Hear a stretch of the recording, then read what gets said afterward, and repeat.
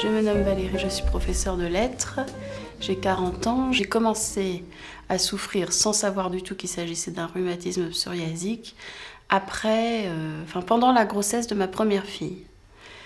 Et j'ai souffert pendant plus de 10 ans et je n'ai été diagnostiquée qu'en 2008. La rhumatologue m'a tout de suite demandé ce que j'avais dans mes antécédents.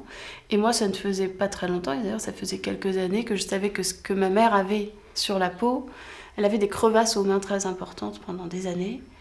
Je savais que c'était un psoriasis depuis peu d'années. Et quand je lui ai dit ça, elle a tout de suite diagnostiqué rhumatisme psoriasique. La pathologie qui est le plus couramment associée au psoriasis, et ça on n'a pas eu besoin d'attendre les études épidémiologiques, c'est le rhumatisme psoriasique. Là, c'est une maladie qui apparaît en général quelques années, voire 10 ans, 15 ans après le début des plaques cutanées, et qui n'est pas toujours dépistée de façon assez précoce, parce que tout le monde peut avoir des petites douleurs articulaires sans se poser réellement la question de leur origine. Et il faut savoir consulter un médecin un peu spécialisé, un rhumatologue, pour déterminer la part des choses. Est-ce que c'est bien un rhumatisme particulier, qui est un rhumatisme psoriasique, ou tout simplement de l'arthrose, comme tout le monde peut avoir. J'ai eu des crevasses aux orteils.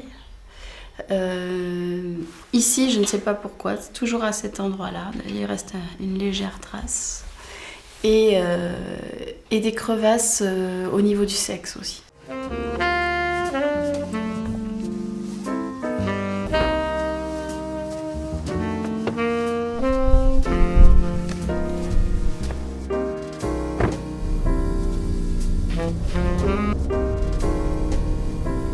L'évolution du rhumatisme psoriasique est un petit peu semblable à celle du psoriasis cutané, c'est-à-dire que ça évolue au départ, en tout cas par poussée, avec des moments où il y a une rémission. Mais contrairement à la peau, l'articulation se dégrade, s'abîme.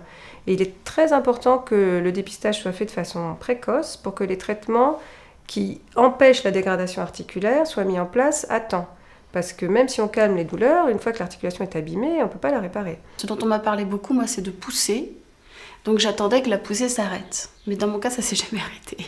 C'est-à-dire que je passe des paliers, mais dans l'année, il y a peut-être 4 ou 5 jours où je n'ai pas mal. Mon existence est maintenant totalement structurée autour de cette maladie. Là où c'est terrible, c'est que justement, toutes les tâches de la vie quotidienne vous prennent désormais tellement de temps. Le week-end, dès que j'ai terminé les tâches ménagères, je ne suis bonne qu'à m'allonger. Nous faisions beaucoup de randonnées avec mon mari, ça s'est arrêté net. J'avais beaucoup d'autonomie, je conduisais loin. Je partais à l'étranger, même en voiture, etc. Totalement terminée, je ne peux plus aller plus loin que... Je ne peux même pas aller sur la côte normande. Et puis pour les enfants, même si j'ai continué toutes leurs activités, je pense que c'est quand même pénible de voir une maman... qui revient du poney en tenant sa jambe, en ne sachant plus comment s'asseoir dans la voiture pour conduire jusqu'à la maison, plus toute l'agressivité que ça crée quand vous n'en pouvez plus et que personne ne le voit, parce que le problème c'est que rien ne se voit.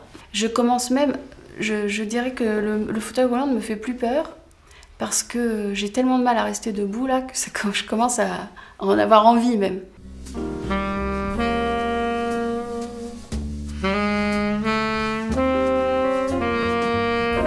Finalement, la seule chose pénible, c'est l'image qu'on a auprès du conjoint. Effectivement, l'absence de mobilité qui fait qu'il y a beaucoup de positions de la vie sexuelle qui sont tout simplement plus possibles.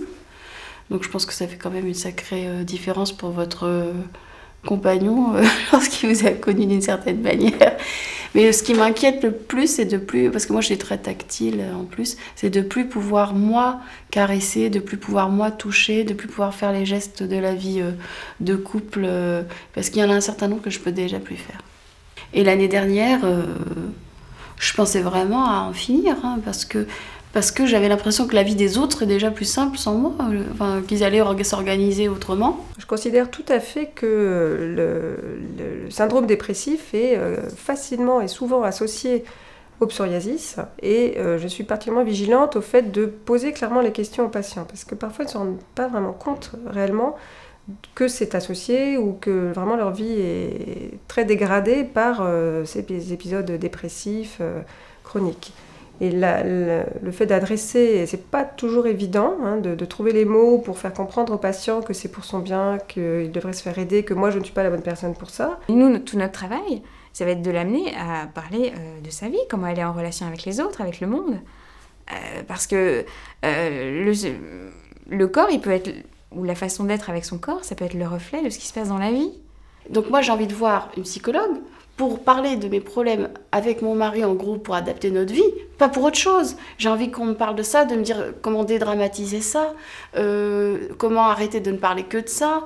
Voilà, j'ai envie de voir une psychologue pour ça, et puis pour parler de mes problèmes de travail, c'est-à-dire comment faire quand vous arrivez, vous, le matin, que vous vous sentez complètement croulante, que vous avez l'impression que vous allez vous évanouir à chaque pas, et que parce que vous souriez, personne ne voit ce qui vous arrive, et c'est normal, et qu'en même temps, quand vous le dites, on ne vous croit pas. Voilà, moi c'est ça mon problème.